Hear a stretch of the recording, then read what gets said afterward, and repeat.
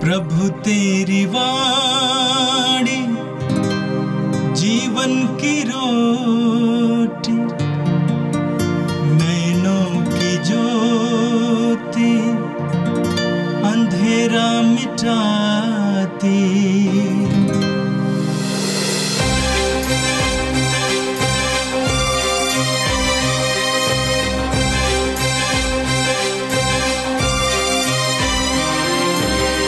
प्रभु तेरी वाणी जीवन की रोटी, नैनों की ज्योति अंधेरा मिटाती। प्रभु तेरी वाणी जीवन की रोटी, नैनों की ज्योति अंधेरा मिटाती।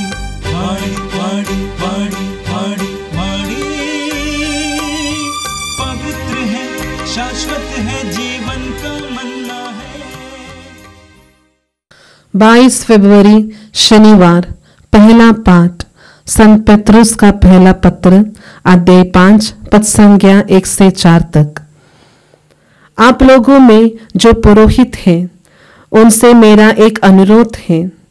मैं भी पुरोहित हूँ, मसीह के दुख भोग की साक्षी और भविष्य में प्रकट होने वाली महिमा का सहभागी। ईश्वर का जो झुंड आप लोगों को सौंपा गया, उसका चरवाहा बनिए। ईश्वर की इच्छा के अनुसार उसकी देखभाल कीजिए, लाचारी से नहीं बल्कि खुशी से, तुच्छ लाभ के लिए नहीं बल्कि सेवा भाव से। अपने सौंपे हुए लोगों पर अधिकार न जताकर बल्कि झुंड के लिए आदर्श बनकर, और जिस समय प्रधान चरवाहा प्रकट हो जाएगा, आप लोगों को कभी न मुरझाने वाली महिमा की माला पहना दी जाएगी। यह प्रभु की वाणी है। संत मत्ती के अनुसार प्रभु यीशु ख्रीस्त का पवित्र सुसमाचार, 16वां अध्याय, पद संख्याएं 13 से लेकर 19 तक। यीशु ने कैसरिया फिलिप्पी प्रदेश पहुंचकर अपने शिष्यों से पूछा, मानव पुत्र कौन है?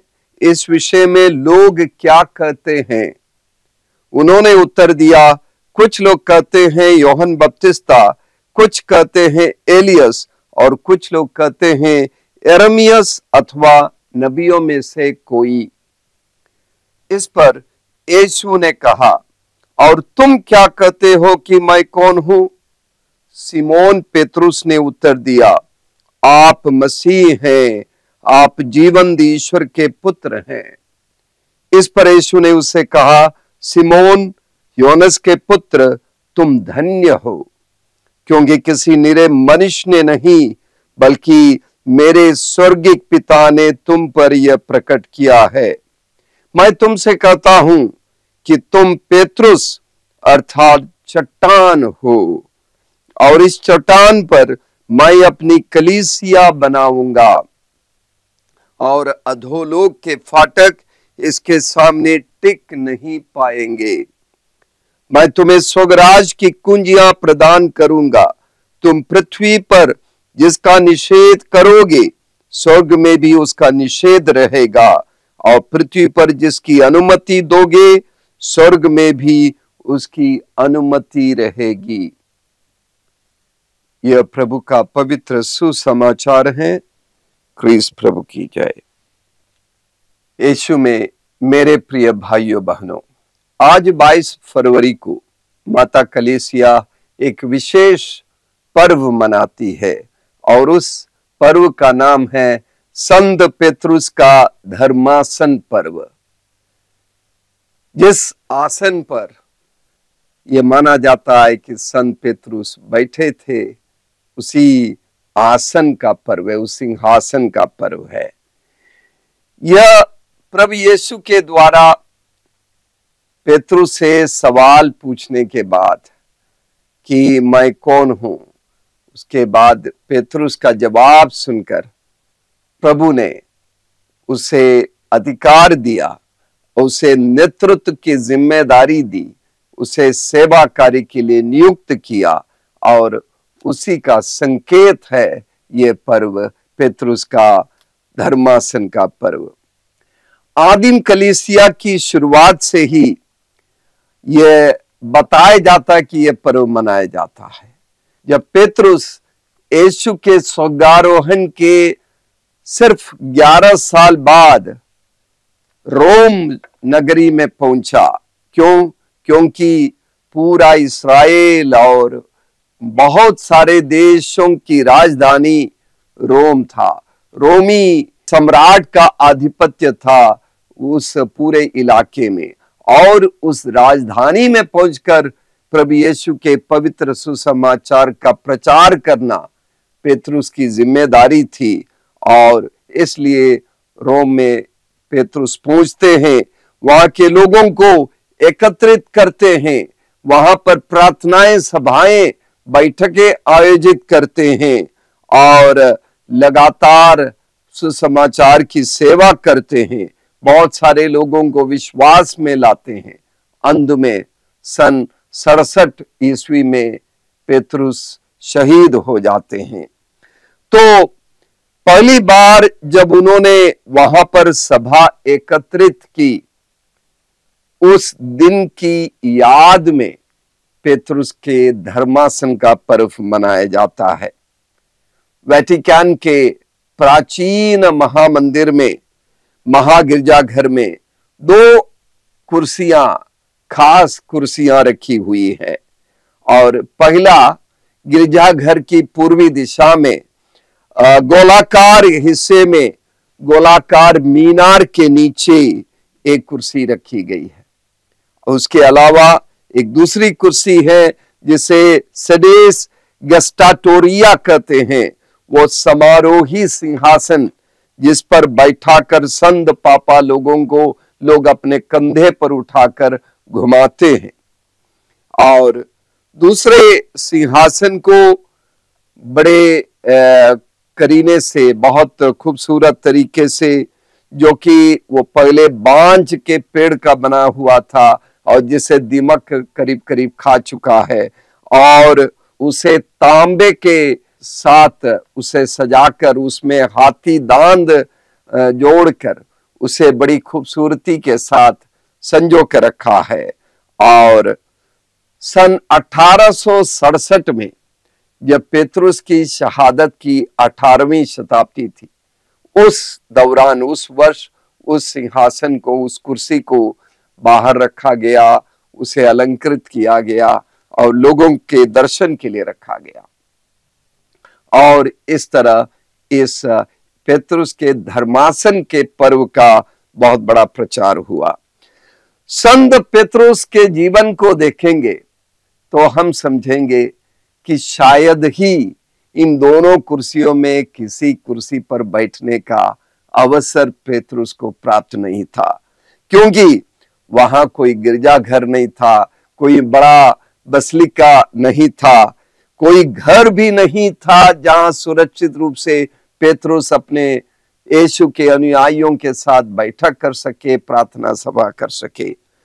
पेतरुस दौड़ते रहे कैटाकोम्स में, यानी कब्रों के तहखाने में बैठकें होती थी ताकि विरोधी लोग ना देख पाए, ना पकड़ पाए, उत्पीड़न ना हो। उत्पीड़न का वो दौर था और उत्पीड़न से बचने, लोगों को एकत्रित करने, लोगों को संगठित करने, विश्वासियों को विश्वास में मजबूत कराने के लिए पेतरुस दौड़ते रहे।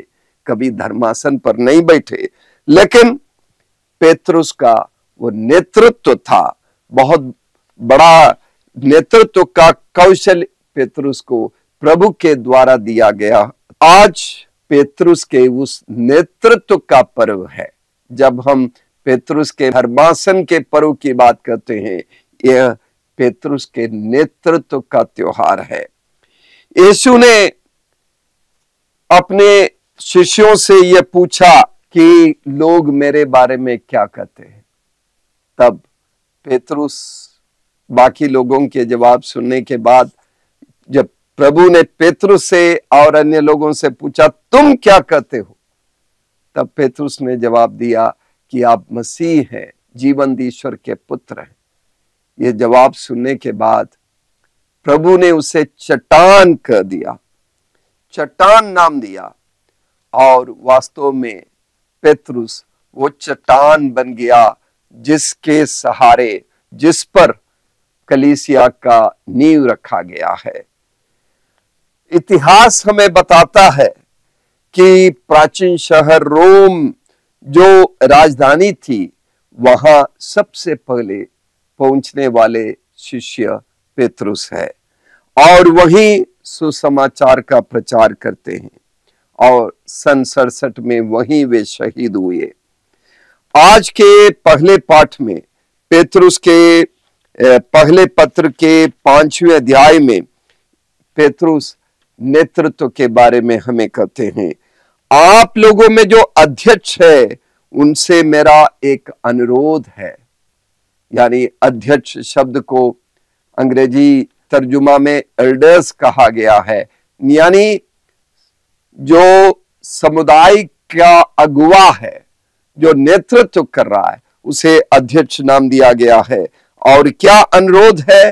अनुरोध बताने के पहले पेतरुस स्वयं अपना परिचय देते हैं।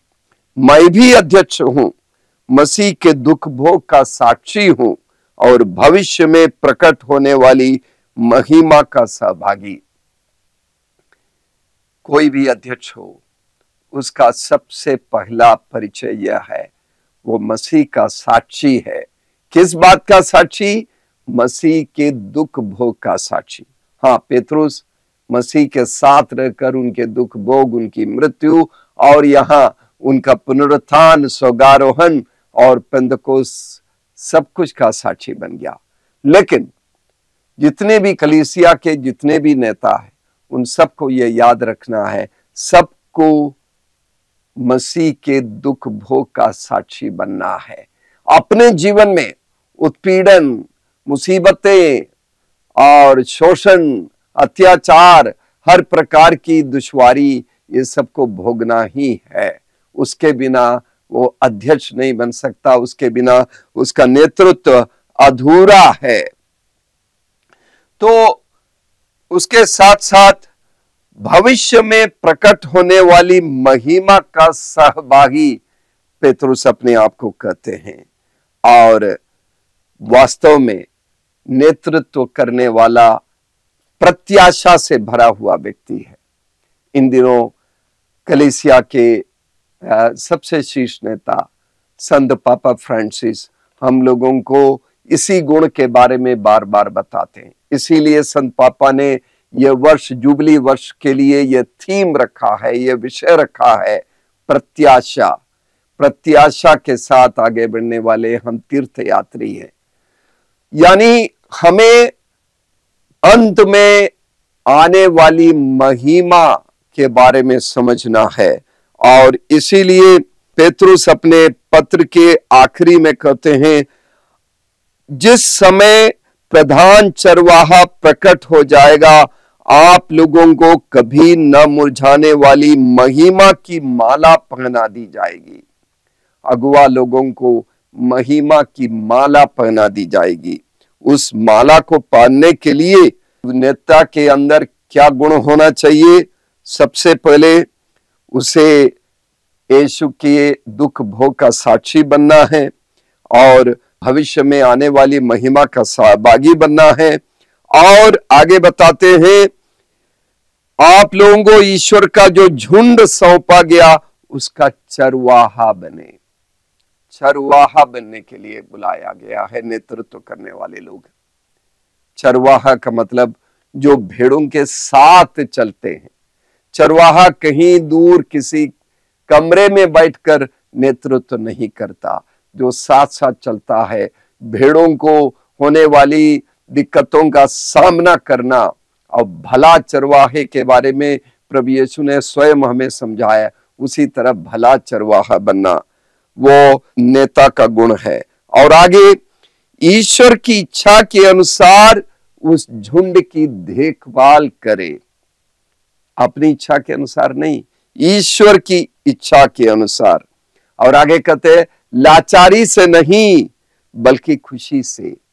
इस जिम्मेदारी को एक बोझ ना माने और नकारात्मक, निराशाजनक शब्दों में इसका वर्णन ना करें, लेकिन खुशी से इस जिम्मेदारी को निभाएं और अपने साथ में जो झुंड है उन्हें भी ये खुशी दे।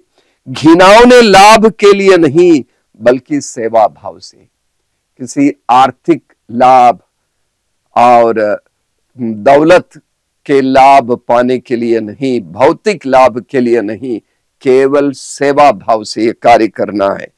और आगे कहते हैं, अपने सौंपे हुए लोगों पर अधिकार जताकर नहीं, बल्कि झुंड के लिए आदर्श बनकर। आधिपत्य नहीं जमाना है, अधिकार नहीं जताना है, लेकिन सेवा भाव से कार्य करना। यही नेतृत्व की जिम्मेदारी जिन्हें सौंपी गई है, उनके आदर्श, उनके लिए यह सिद्धांत होना चाहिए और इसी से अंत में महिमा की माला पाने के वे योग्य ठहरेंगे। आज के सुसमाचार में हमने सुना कि यीशु अपने शिष्यों से संवाद करते हैं और पेतरुस उसका जवाब देते हैं। पेतरुस कहते हैं कि आप मसीह हैं, आप जीवंत ईश्वर के पुत्र हैं। और यीशु उस बात की बधाई देते हैं और कहते हैं, किसी निरे मनुष्य ने नहीं, बल्कि मेरे स्वर्गीय पिता ने तुम पर यह प्रकट किया है। और आगे यीशु दो बातें कहते हैं। यीशु पेतरुस को चट्टान कहते हैं, जिसको सुनकर पेतरुस आश्चर्यचकित जरूर हुआ होगा। उसके साथ साथ प्रभु ये भी कहते हैं, मैं अपनी कलीसिया बनाऊंगा इस चट्टान पर और अधोलोक के फाटक इसके सामने टिक नहीं पाएंगे। सुसमाचार में शायद केवल इसी जगह पर हम प्रभु को कलीसिया शब्द का उपयोग करते हुए पाते हैं। और इब्रानी में जिसे कहल और यूनानी भाषा में एक्लेसिया, ये दोनों शब्द है, उसके बदले हिंदी में कलीसिया शब्द का उपयोग किया है, यानी सभा, जहां लोगों को एकत्रित किया जाता है। वास्तव में प्रभु यीशु के अनुयायी सब मिलकर हम सभा बनते हैं, कलीसिया बनते हैं। हम यीशु के देह, यीशु का शरीर बनते हैं, यीशु का आत्मिक शरीर बनते हैं। और जब हम आत्मिक रूप से एक शरीर हो जाते हैं, तब इसके सामने अधोलोक के फाटक टिक नहीं पाएंगे। अधोलोक मतलब जहां मृत्यु है, जहां पाप है, जहां दुष्टता है, जहां अंधकार है, वैसी जगह के फाटक, वैसी जगह की शक्तियां इस कलीसिया के सामने टिक नहीं पाएंगे। इस बात को सुनकर पेतरुस के मन में जरूर ये सवाल उठा होगा कि क्या वास्तव में यीशु के अंदर वो क्षमता है कि अंधकार की शक्तियों को, दुष्टता की शक्तियों को, शैतान की शक्तियों को, यानी अधोलोक को वो हरा पाएंगे। और शायद ये सवाल जब यीशु क्रूस पर चढ़ाए गए थे, यीशु की मृत्यु हुई, यीशु जब दफनाया गया था, उस दौर में पेतरुस के मन में यह सवाल फिर उठा होगा और नहीं शब्द का जवाब मिला होगा। लेकिन जिस समय यीशु का पुनरुत्थान होता है, उसके बाद यीशु के दर्शनों का बार बार पेतरुस गवाह बनता है और यीशु के स्वर्गारोहण का गवाह बनता है। उसके बाद पेतरुस ने समझ लिया कि यीशु ने जो भविष्यवाणी की थी वो पूरी तरह से सत्य है। अधोलोक के फाटक उसके सामने नहीं टिक पाएंगे।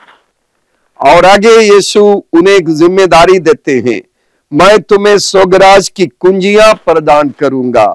तुम पृथ्वी पर जिसका निषेध करोगे, स्वर्ग में भी उसका निषेध होगा, और पृथ्वी पर जिसकी अनुमति दोगे, स्वर्ग में भी उसकी अनुमति रहेगी। कलीसिया के सब जिम्मेदार नेतृत्व को ये अधिकार दिया हुआ है कि निषेध करे और अनुमति दे और दुष्ट शक्तियों को बांधे और स्वर्गिक शक्तियों को अपने बीच में बुलाकर अपने अनुयायियों को दे और अनुयायियों पर प्रार्थना करे। और मृत्यु और अंधकार आज भी उत्पीड़न के रूप में हमारे बीच में है। आज भी हम लोग ये सवाल उठा सकते हैं, क्या वास्तव में अधोलोक की शक्तियों के सामने कलीसिया ज्यादा मजबूत है? हम लोग अपनी अपनी परिस्थिति में शायद ये मानेंगे कि नहीं, अधोलोक की शक्तियां ज्यादा हावी है। मेरे प्रिय भाइयों बहनों, जब हम कलीसिया बनेंगे और कलीसिया के नेतृत्व को सम्मान देंगे और उस नेतृत्व की अगुवाई में आगे बढ़ेंगे और उनके दिशा निर्देश का आज्ञा पालन करेंगे, तब हम समझेंगे कि अधोलोक की शक्तियां नहीं टिक पाएंगी और हमारे अंदर वो ताकत है, एक कलीसिया के रूप में, यीशु के शरीर के रूप में। मेरे प्रिय भाइयों बहनों, यीशु का शरीर बनकर कलीसिया के द्वारा हमें इन मुश्किलों का सामना करना पड़ेगा और इसी से हमें कृपा मिलती है और इसी से हमें शक्ति मिलती है। हम कलीसिया के नेतृत्व वर्ग के लिए प्रार्थना करें और कलीसिया के हर एक सदस्य के लिए प्रार्थना करें कि हम, जिस तरह पेत्रुस ने अपने पत्र में उपदेश दिया कि हम झुंड की तरह अधिकार प्राप्त लोगों के अधीन रहे और वे हमें चरवाहे की भांति हमारा मार्गदर्शन करेंगे। हम उन सारे लोगों के लिए, विशेषकर हमारे संत पापा के लिए प्रार्थना करें और उन्हें अच्छा स्वास्थ्य मिले। कलीसिया के एक एक सदस्य के लिए प्रार्थना करें जो दूर दूर अलग अलग देशों में हैं।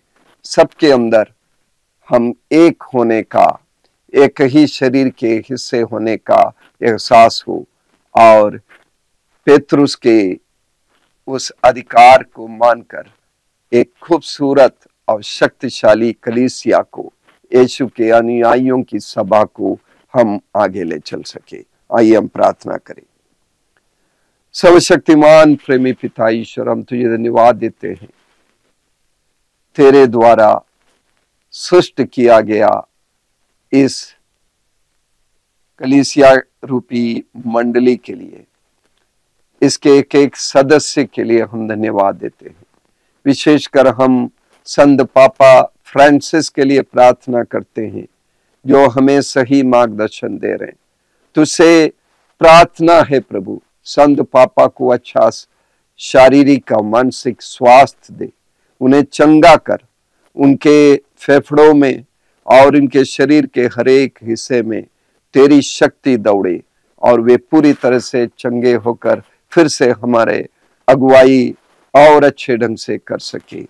हम प्रार्थना करते हैं कलीसिया के एक एक सदस्य के लिए, पूरे विश्व में फैली हुई कलीसिया के लिए, अलग अलग विभागों में अलग अलग नामों पर जाने जा रही कलीसिया के लिए, जो अलग अलग संप्रदायों में बटा हुआ है, सबको तू एक कर, सबको एकता के मार्ग पर आगे बढ़ने और स्वयं सुसमाचार बनने और उस समाचार का प्रचार अपने जीवन से, अपने बोली से, अपने कार्यों से, सेवा से करने की कृपा हम सबको प्रदान कर। ये प्रार्थना करते हैं क्रिस्त हमारे प्रभु के द्वारा, आमीन। प्रभु तेरी वाणी जीवन की रोटी, नैनों की ज्योति अंधेरा मिटाती, वाणी वाणी वाणी